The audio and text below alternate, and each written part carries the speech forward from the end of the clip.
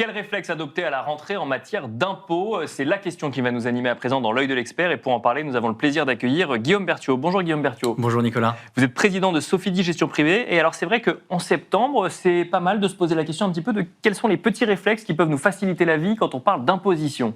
Absolument. Et il y a 3 choses à savoir importantes et à songer en septembre. La première chose, c'est est-ce qu'on a encore le droit, est-ce qu'on peut encore prétendre à son avance qu'on va recevoir en janvier 2026 ? Je m'explique en deux mots. Bien sûr. En janvier 2026, vous allez recevoir 60% du crédit d'impôt et des réductions d'impôt auxquelles vous avez eu le droit, mais au titre des revenus 2024, de votre déclaration 2024. Si en 2025, ça a changé et vous n'avez plus droit, par exemple, à cette réduction ou à ce crédit d'impôt, vous allez recevoir quand même 60% en janvier 2026 de cette somme au titre de 2024. Bien sûr. Et si vous n'y avez plus en 2025, en septembre 2026, vous allez devoir rembourser cette avance. Je prends un exemple, vous avez un Pinel qui finit en 2024, il n'est pas renouvelé en 2025, une réduction au titre du Pinel.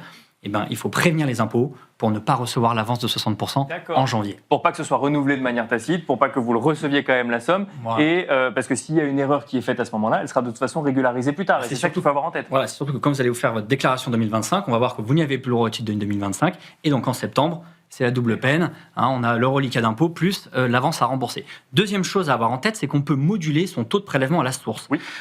Le taux de prélèvement à la source, du 1er janvier jusqu'à août, il est calculé par rapport au revenu 2023. Encore une fois, rebelote, vous faites votre déclaration 2024, et donc vous avez un taux qui change au titre des revenus 2024 à partir de septembre. Néanmoins, le prélèvement à la source, ça reste une avance. Si en 2025, vos revenus, par exemple, vont baisser drastiquement par rapport à 2024, vous pouvez demander aux impôts de baisser votre taux de prélèvement à la source pour qu'il soit plus cohérent par rapport à vos revenus. Bien sûr.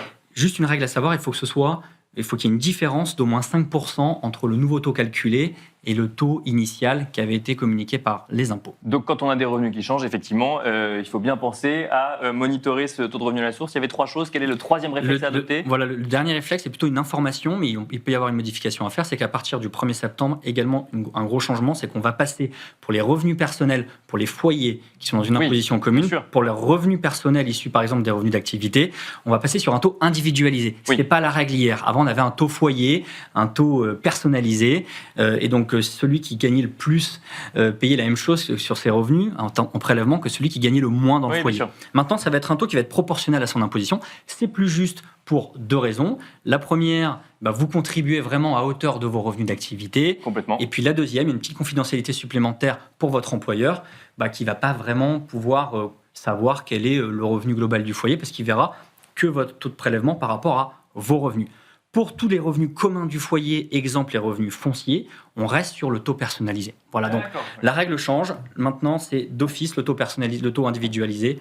Et on peut faire quand même une option pour le taux personnalisé. On pouvait le choisir avant déjà, mais il fallait faire une manipulation, alors que maintenant ce sera la base, et donc ce sera la règle. Et donc quand on suivait ça d'un peu loin, ça risque potentiellement de créer une petite surprise pour certains au sein du foyer.